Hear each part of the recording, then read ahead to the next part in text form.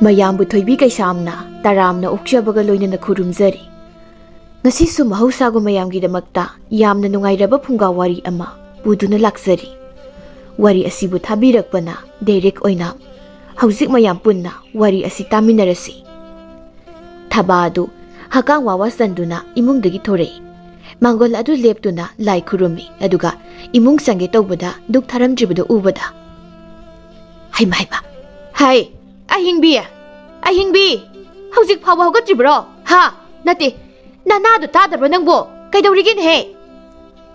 ꯑꯌꯤꯡꯕꯤꯗꯨ ꯏꯃꯨꯡꯗꯒꯤ ꯍꯥꯊꯨ ꯍꯥꯊꯨ ꯊꯣꯛꯆꯔꯛꯏ꯫ ꯏꯃꯥꯇꯣꯟ ꯑꯩ ꯃꯅꯤꯡꯂꯣꯝꯗ ꯊꯕꯛ ꯂꯣꯏꯁꯤꯜꯂꯨꯕꯅꯤ꯫ ꯅꯣꯡ ꯑꯁꯤ ꯉꯥꯟꯕꯗꯤ ꯐꯅꯌꯥꯝꯗꯤ ꯀꯨꯏꯈ꯭ꯔꯦ, ꯑꯗꯨꯒ ꯍꯧꯖꯤꯛ ꯐꯥꯎꯕ ꯗꯨꯛ ꯊꯥꯔꯝꯗ꯭ꯔꯤꯕꯁꯤꯕꯨ ꯅꯠꯇꯦ ꯀꯔꯤ ꯇꯧꯔꯒ ꯂꯩꯒꯦ ꯅꯪꯕꯣ? ꯍꯣꯏ ꯏꯃꯥꯇꯣꯟ ꯑꯩ ꯊꯥꯅꯕ ꯇꯧꯔꯒꯦ꯫ ꯑꯩ ꯃꯅꯤꯡꯒꯤ ꯊꯕꯛ ꯑꯗꯣ ꯏꯔꯨꯖꯗ꯭ꯔꯤꯉꯩꯗ ꯂꯣꯏꯁꯤꯟꯒꯦ ꯍꯥꯏꯗꯨꯅ ꯇꯧꯔꯝꯕꯅꯤ꯫ ꯀꯔꯤ ꯍꯧꯖꯤꯛ ꯐꯥꯎꯕ ꯏꯔꯨꯖꯗ꯭ꯔꯤꯕ? ꯍꯥ ꯀꯩꯗꯧꯔꯤꯒꯦ ꯅꯪꯕꯣ? ꯅꯃꯥ ꯑꯁꯤꯕꯗꯨꯅ ꯑꯗꯨꯃꯥꯏꯅ ꯇꯧ ꯍꯥꯏꯗꯨꯅ ꯇꯥꯛꯄꯤꯔꯕ꯭ꯔꯅꯦꯍꯦ?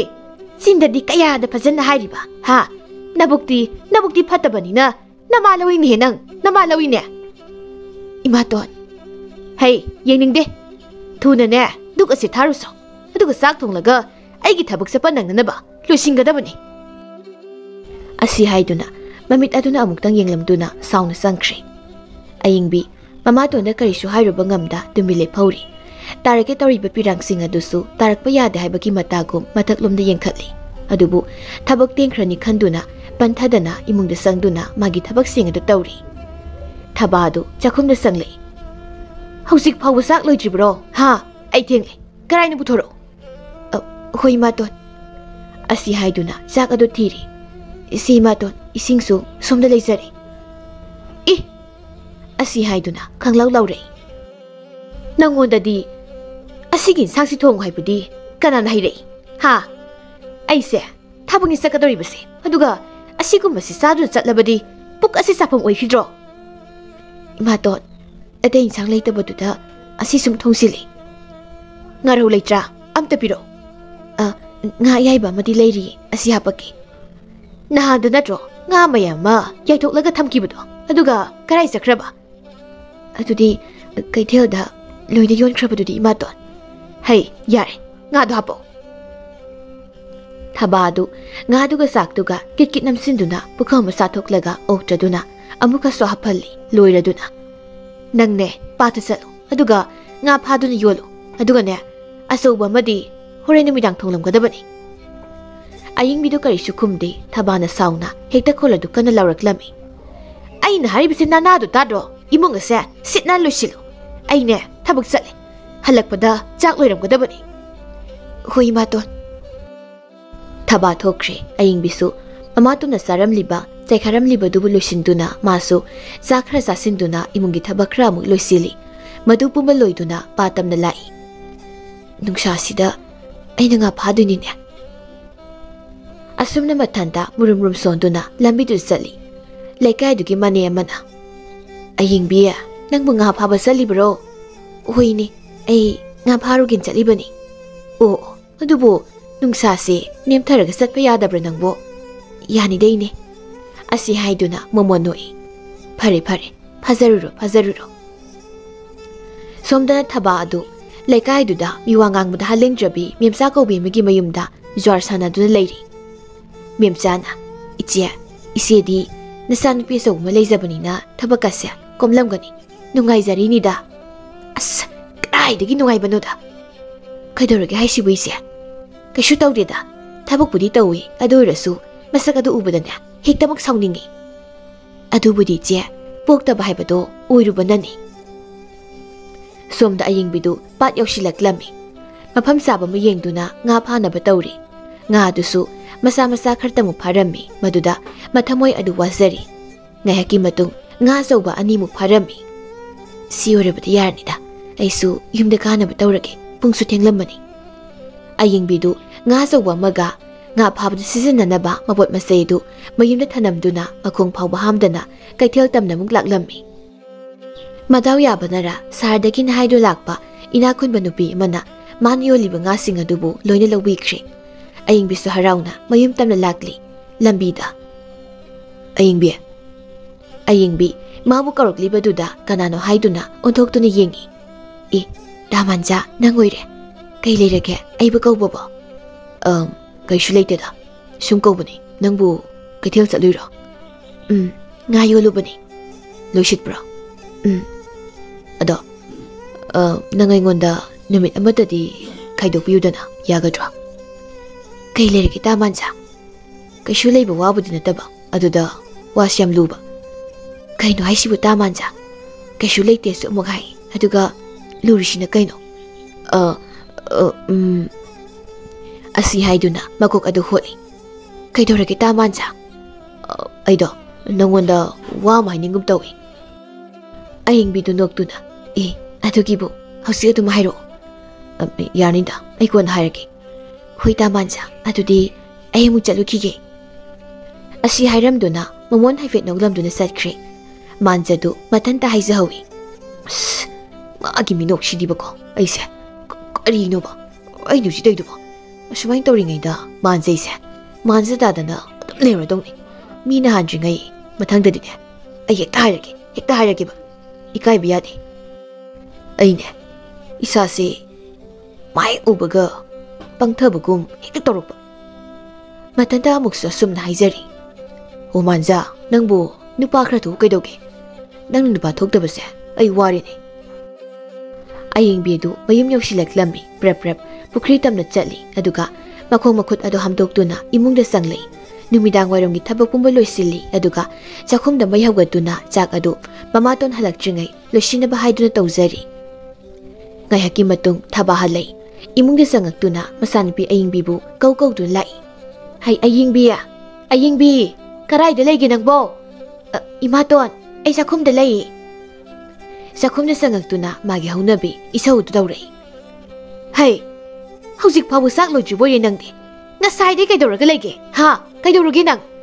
Nama asibudu kapminadana. Prempoktada mu lairibro.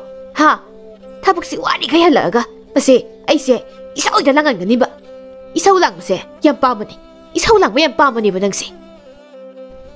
Imaton singase mai sau haiba yadabagi tawbani.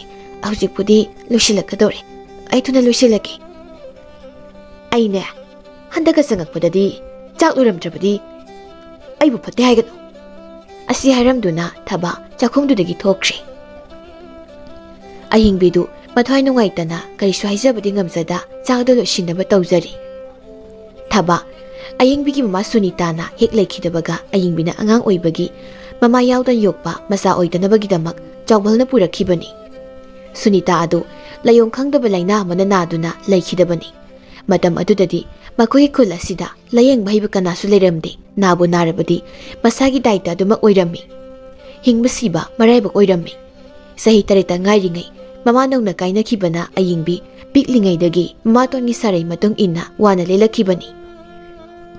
Mapaibunga chawbaldi langpai satpana yumna thoina leite chahi ani mukta yumda laktabasu mayawi. Aduna magi nupi atombina kari tawri karamba mawngda masaw yengsili kari lichat chatpagi haiba khanglamde. Thabana nongphung nganbadagi laikai koiduna warem ngangba zwar sanaba halaktuna masanupiba amu otpinaibiba asini magi thabak. Aduga mapureiba leiba matamdana afaba saduna luna tawi. Saklon yambi thabani imung asi ayingbina pumnamak yengsili. Mapana purakwa selna amadi mana khara hotnajaba sina chaba thakpadi watlamde. Ngayhak lareba matung chaising saba loiraduna thabadi aduma hawgatkre ayingbisu sak saba loiraduna thabeng khang loisimba yaba loisilaga magi ka tamna changlei. Phamung aduda tapna hipthai aduga mamitagi mapi mari khara tare. Mabuting adu themjinba ngamsada kaptuna haizari. Ima nasasu ima ginakta laklora ima. Naya wabase nangbu udabra. Nachaidi imaton gimisayda kagmagamchi. Aduba pabagi nungsiba na henpana. Nachaidi warabaso. Ipagi dabag wai kaubaida. Miyot minayasik ang lihima. Papa, nang bukarama matam na halag ka doy no. Nachaidi wari nang mahalag loga pa. Papa nang nasat patabong mapamatuda. Nasasulay naging. Imaton gimiyot minayta. Nasaning o lady. khangba ngambagi wangma lankre. Baba, ima, nachaibu karisu nungsitrabo. Asumna thamoi songna tengthajabasi natana ayingbi magi awaba kananasu khangbikhidre. Mathangi numitni nonghek ngalakpaga kokthakti gekta lakthare. Ayingbi imaton tari tholage. Thabok amta ngana sakki tawse hekta yade. Masi ngangse masi leibadagi aisi waraba. Imaton kay haige. Hay sen khara piro. Aine thabok arumda saluge. Sel ke hana imaton. Lupa tara piro. Imaton adudi surui. Nang buaina ngarang ngayolo haibadaine. Ha ngayolo bagi sel aduna karai thamkraba. Imaton nga sumayam phaba natabanina selsu yamna thokte. Lupa tare tamak thoi. Aina ngasi ngari morok leitaba aduda leige haiduna. Wase haiba loidringai thaban hekta sauna hairei. Hey, taningde. Selsinga do thuna puthoro. Chalo, laktholo su chalo. Chatribo masibo. Khanglaw larakpaduda ayingbidu khangbre khangi. Hui ma don. Asi hairamduna imungde sangkhre thabana. Kari thoi haiduna. Tawju saribunu khangdene. Mase hai payam sagadori. Mase ngalinga sida waraktaba yaroidori. Thakkarakringa sida. Ima don sida leire. Ngari morok leite haibaduna ngasi nga do yondo leiramo. Izang hauba ma hore halakpada thonglomgadabani. Aige yuki sakti hapurano. Asi hairamduna thaba konthong tamna thokirami. Kaino imato na ayu angan basi sakrisiba pungsu taruk tabda ngairi. Aduwa ayingbisu karisu khanjinda mathauramda mai unsingkhre. Ngayaki matung pung 9 tarakpa dwaiduda patamna chali. Kana ba leram du zano makhoi ayuk ngana langkaiduna loina ramani asi haiduna chali pat adus yaure adubu nga phabagi mi kharasu leirami ayingbi mafam saba ma yengduna manapurakliba posedu thamduna nga phanaba sem sari daw yadabanara natraga langsing aduda nga du loina thokibanara thoin hena pharamde matawaduda mathoi wazana as aidi kamai tongni ngari morok su lehu bunate imato na amuk ahaw thong hairamiduga nga sisu apik pakra pharishinatana aso phano hotna basu amta phangtre sumaina tawduna naithokpadi yaroi aduna maninglonggi pukri sobadagi thori khuluraki asumna mayumda prap halai pharakliba nga singa dubuna magol adu thanamduna pukri tamna lai makutta bartina masu pairi somdagi hekta kumtharage asi haiduna khongkumpham laribadudagi ising adu tamni hekta kumthai pukri soba adu thenbana maram oiraga kumthabada ayingmigi makhwang phabu yoramde phaigan waida ising adu lai tapna kumthaduna thorei kharadi khulli ngasai na nga phadu sarukpudi sidoina kumamadi kem pharamne ayingmigi laibaksi di haribasini angida ko ayingbidu pukri dudi karai Tharoi adu bartil tangkai yaure aduga mayumda lage haiduna yonthoknaba haidun lai tharoi sing adu kokta mari khara hena thoi aduna kokta mari dumadi yolage aduga khara arembaduna numidang thonglage khanduna nga masa khara duga mayungi maning thangmaromda thanamduna kaithel tamna lai tharoi sing adu yolakpagi sel khara duna yungi awatpa ngari morok thumna singba lairakli asumna matamda hokibana numidang oisilaklami pung tare helak padwaida thabado imungde sanglai ayingbi kaida lai imaton ai maninglomda lai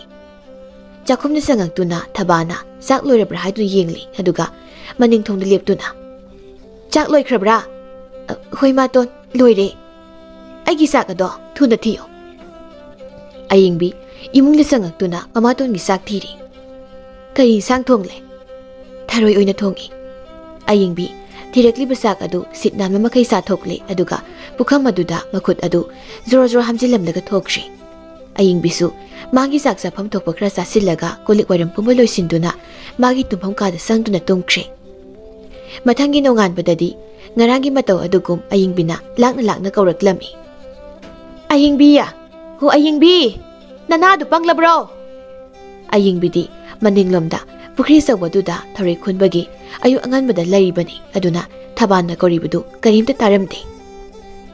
Thabadu sauna asiga angang ase pharoidori mana asi kanba sardana khangloidaduna asi haiduna imungda prarup sangduna ayingbi leibra haidu yengli leiba udrabaduda koiko amuk kauri sa thokpu salibra khangde haiwani ayuk ase nong phawu ngandri aduga karaidano haibani mana leiribasina ho ayingbi aisi thenglabani hai nawa nai ba celebrate hinangbo ayingbi ingdana ingbi ayingbi kaubi hai asabi asumna hauna kauri adubu somdadi ayingbidu tharoi kana khulli mamatona kauri badu kaisu tade mayunga pukri asiga kharadi lapnai aduna makhol amta tade ayingbidu ngehaki matungda mayumda lai mamaton thabana sauna mangolda phamdu leiribdu ubada ayingbi changdobuga talli mamit khan mamatona mangondi yenglibda ubada kaisu haida imungdi sakige tawi hey minai nubi ngaikho nang karai chatlui imaton ai haiba loijingai ibema yumgi makada ngaihakta leitriba sibu nati nangbu aron bali chatka chalam dong mansili boidi ayukana chatluribadubu maduna nati nangbu karai chatluribano imaton tharoi khulubani hayare taning den he nakhona waka to tak thasinardana laima ingjaning de dako chalo lupa manga da piro imaton aidi leiti kari nangbu aina ngarang yolu haiba nga dubu yolu ba kaidauge ha nga yolu hairaga nang kaidauraga leige nga di yamna phadabaduda pharakpa masa khradudi madu yaithoklaga adu thamkhre aduga tharoi khunduni yonbani phangak paisa singa dudi ngarang imungi awat pamena khre kari imungi awat pamena khre kaide karai na puthoro matam ase thengkhrabani asengmani imaton engonda leiti ngarang yolubgi sila dubu makup mata kharaduda loina sizinabro lupa ani khak sili kokda mari ni imaton aduda lupa amana imungi awat pamena khre aduga ini tarik na imaton na lupa mapu khairakpa aduda adumak pirami nangonda di kanana sela du piu hariba asuk yamna haipa sariba sibu karigino haibani chalo sen khara piro nangangang naringai da matam se thengkrabani imaton aigi leitre ngasi phariba tharoise masina yolaga horen pirage kari hojik chanaga da basil sibu adubu hojik pharma tharoi du yolaga pige hariba sibu nate nangisi aibo si tribra asi haiduna hekta masama du phoiri imaton nai si amda thadok piyu imaton nai ba aying bidu kapli imaton si amda thadok piyu ba si khangrana haukoda na igonda thaba sauna thokirami aying bidu mangoladu git phamtaduna hikna kapsari karino aigi laiba kasibo ima najagi awaba matawase nahak paging mangamlimro ima ay baso imagi manakta thamiro nasahing ningche ay wari ima nang mahalak ko gaba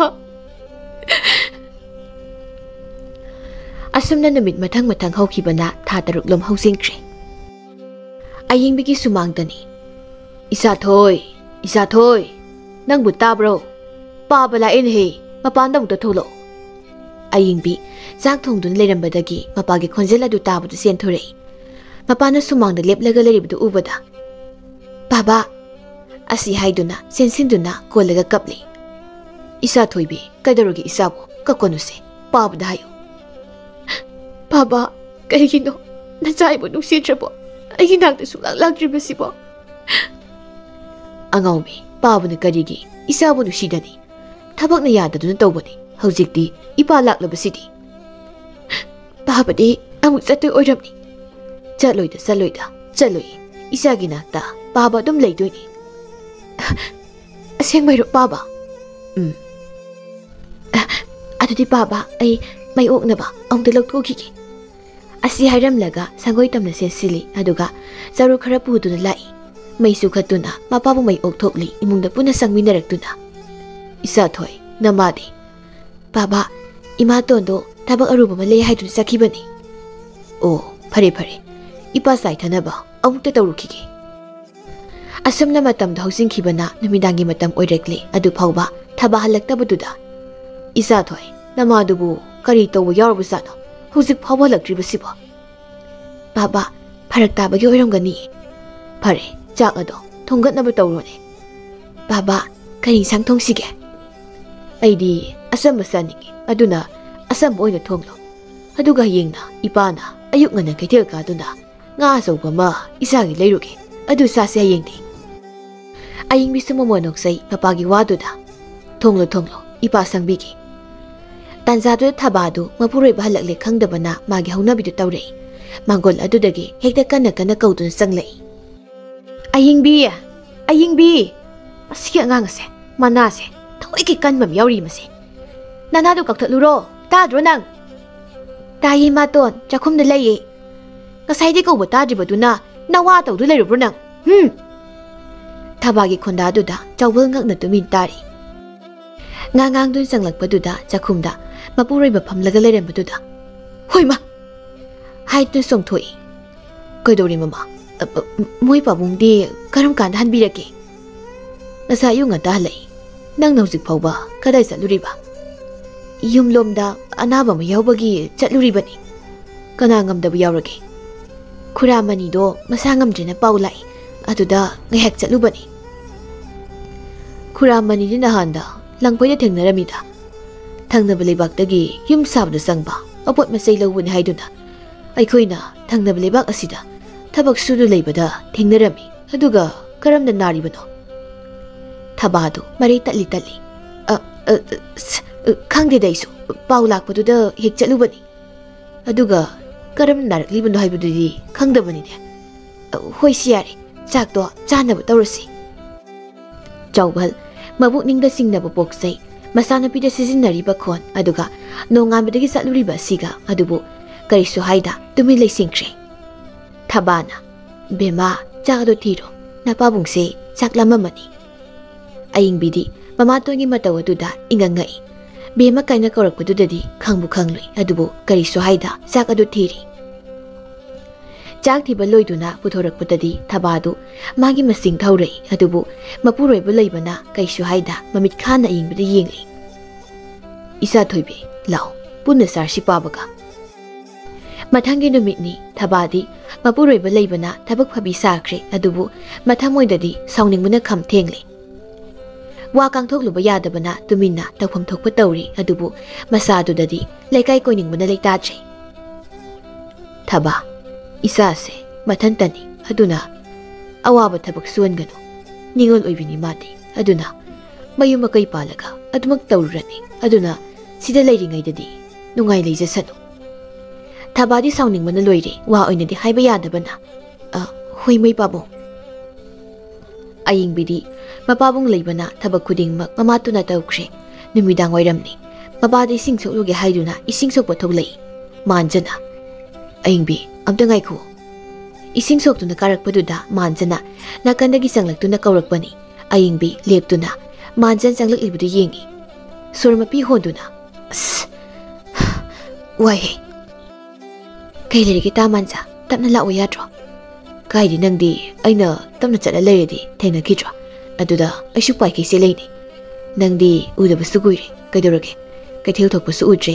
ꯑꯩꯗꯤ ꯅꯍꯥꯟꯈꯩꯅ ꯉꯥꯏꯕꯅꯤ ꯑꯩꯗꯤ ꯀꯔꯤꯒꯤ ꯉꯥꯏꯔꯤꯕ ꯑꯁ ꯅꯪꯁꯨꯕ ꯑꯩꯅ ꯋꯥ ꯑꯃ ꯍꯥꯏꯗꯧ ꯂꯩꯅ ꯍꯥꯏꯈ꯭ꯔꯤꯗꯨꯗꯤ ꯑꯣ ꯑꯗꯣ ꯀꯩꯅꯣ ꯍꯥꯏꯔꯣ ꯉꯥꯛꯇ ꯐꯝꯈꯤꯁꯤ ꯂꯥꯛꯑꯣ ꯑꯌꯤꯡꯕꯤꯁꯨ ꯍꯣꯏ ꯍꯥꯏꯗꯨꯅ ꯄꯨꯈ꯭ꯔꯤ ꯃꯄꯥꯟ ꯑꯗꯨꯗ ꯇꯞꯅ ꯐꯝꯊꯩ ꯑꯌꯤꯡꯕꯤ ꯇꯥꯍꯦ ꯇꯥ ꯃꯥꯟꯖ ꯑꯩ ꯅꯪꯕꯨ ꯊꯃꯣꯏ ꯁꯦꯡꯅ ꯅꯨꯡꯁꯤꯌꯦ ꯑꯌꯤꯡꯕꯤꯗꯨ ꯃꯥꯟꯖꯁꯨ ꯌꯦꯡꯂꯛꯏ ꯃꯥꯟꯖꯁꯨ ꯃꯃꯣꯟ ꯅꯣꯛꯁꯤꯜꯂꯤ ꯑꯗꯨꯒ ꯍꯥꯏꯔꯛꯏ ꯑꯁꯦꯡꯕꯅꯤ ꯑꯌꯤꯡꯕꯤ ꯑꯩ ꯅꯪꯕꯨ ꯊꯃꯣꯏ ꯁꯦꯡꯅ ꯅꯨꯡꯁꯤ ꯑꯗꯨꯕꯨ ꯅꯨꯄꯥ ꯊꯣꯛꯇꯕꯒꯤ ꯇꯧꯁꯤꯅ ꯅꯪꯕꯨ ꯅꯨꯡꯁꯤꯔꯕꯁꯨ ꯍꯥꯏꯕ ꯉꯝꯈꯤꯗꯦ ꯑꯗꯨꯅ ꯉꯁꯤꯗꯤ ꯅꯨꯄꯥ ꯊꯣꯛꯑꯒꯦ ꯍꯥꯏꯗꯨꯅ ꯍꯦꯛꯇ ꯏꯀꯥꯏꯕ ꯈꯪꯗꯅ ꯍꯥꯏꯔꯤꯕꯅꯤ ꯀꯩꯗꯧꯔꯒꯦ ꯌꯥꯅꯤꯡꯗ꯭ꯔꯕꯣ ꯑꯩꯅ ꯍꯥꯏꯁꯤꯕꯣ ꯅꯠꯇꯦꯗ ꯇꯥ ꯃꯥꯟꯖꯒ ꯑꯩꯒꯗꯤ ꯊꯥꯛ ꯌꯥꯝꯅ ꯈꯦꯠꯅꯩ ꯑꯇꯤꯌꯥꯒ ꯂꯩꯃꯥꯏꯒ ꯀꯩꯗꯧꯅꯨꯡꯗ ꯄꯨꯟꯁꯤꯟꯅꯕ ꯌꯥꯔꯣꯏ ꯃꯗꯨꯅꯤ ꯅꯪ ꯑꯩꯒꯤ ꯄꯨꯟꯁꯤꯁꯦ ꯑꯩꯗꯤ ꯑꯗꯨ ꯑꯗꯥ ꯈꯪꯗꯦ ꯑꯩ ꯅꯪꯕꯨ ꯅꯨꯡꯁꯤ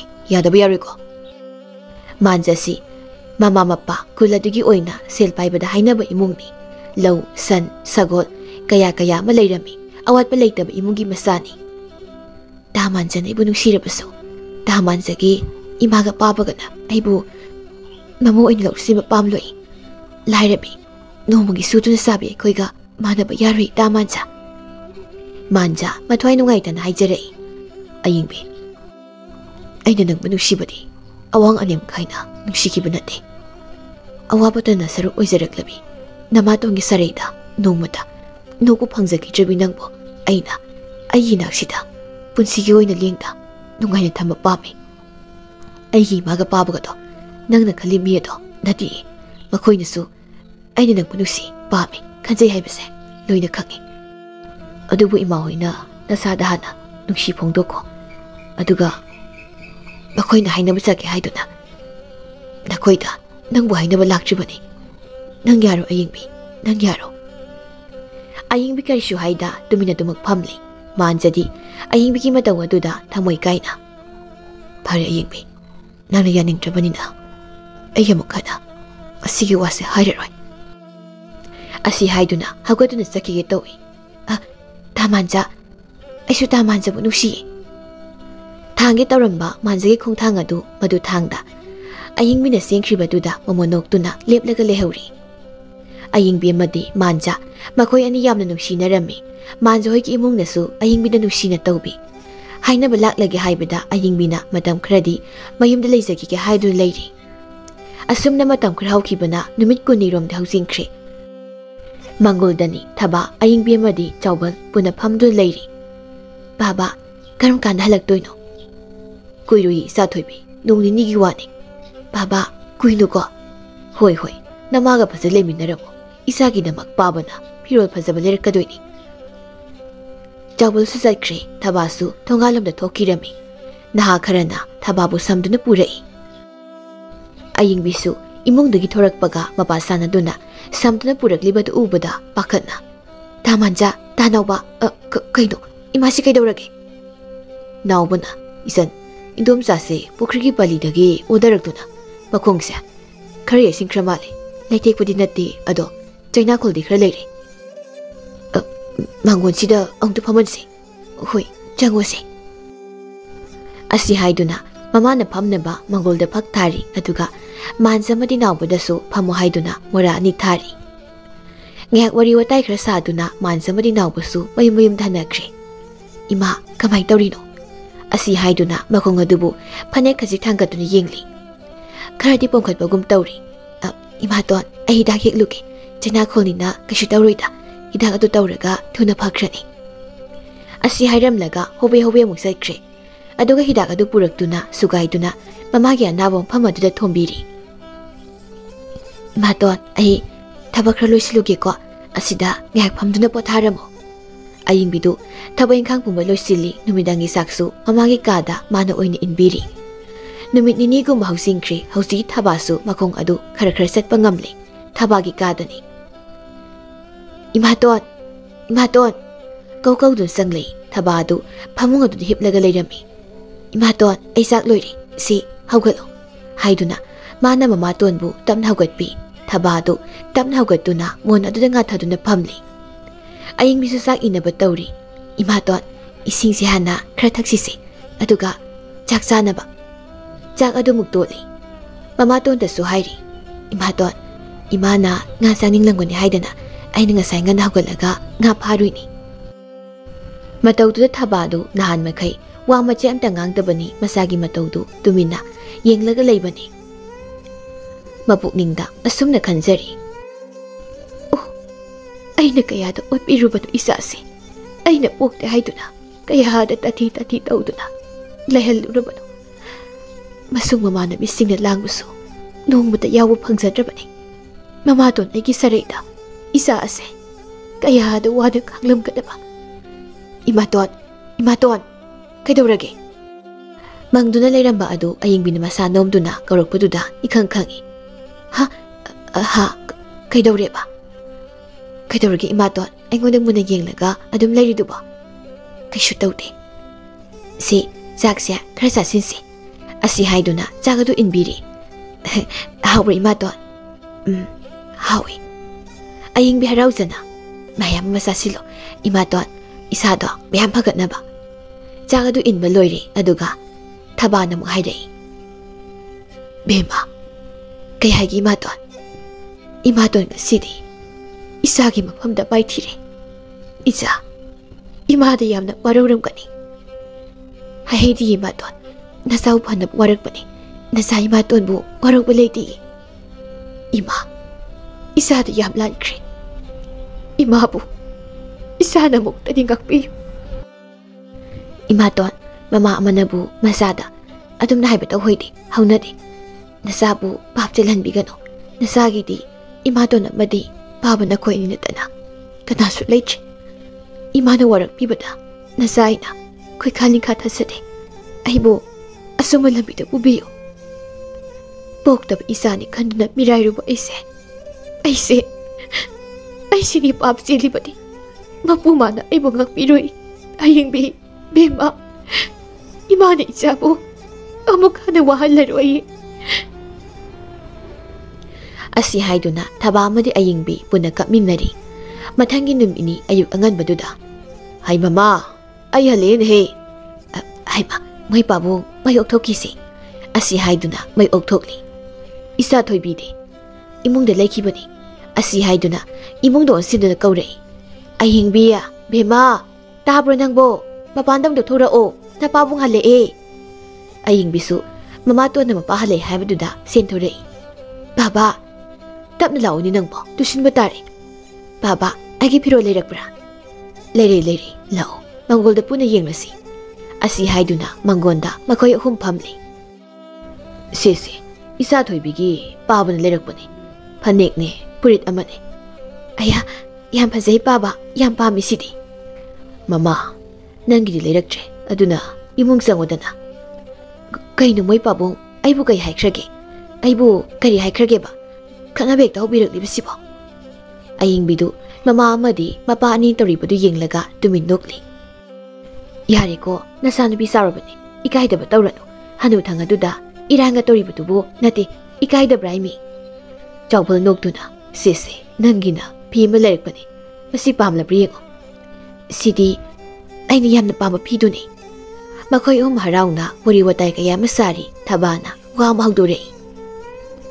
Moy pabo, bihim masi, handag, sahi, kun gatalit suri ba natro?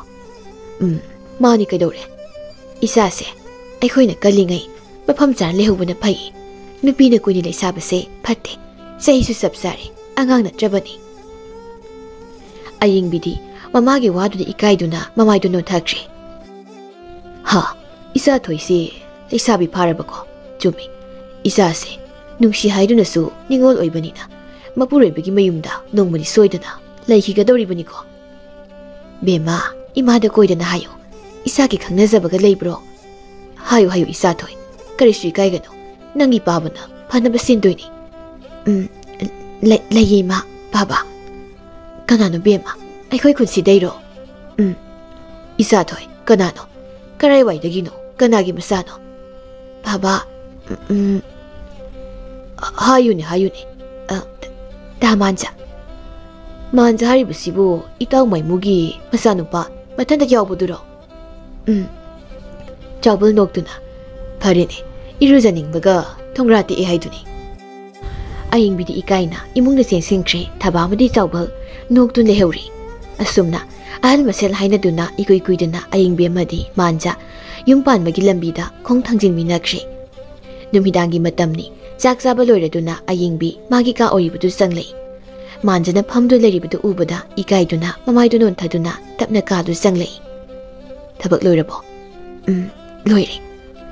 Tabak payda, ay ginubise, lawase, sida pamo. Aying bi, pamo nga doon tap na pamtay. Aying bi, kaya ke, nang sa, yam nung si. Aying bi hen ikay doon na asum noon tay, mamay do sungangling. Manza nog doon na, mamay do, lima yaw kibadari, ang tunong kalosi.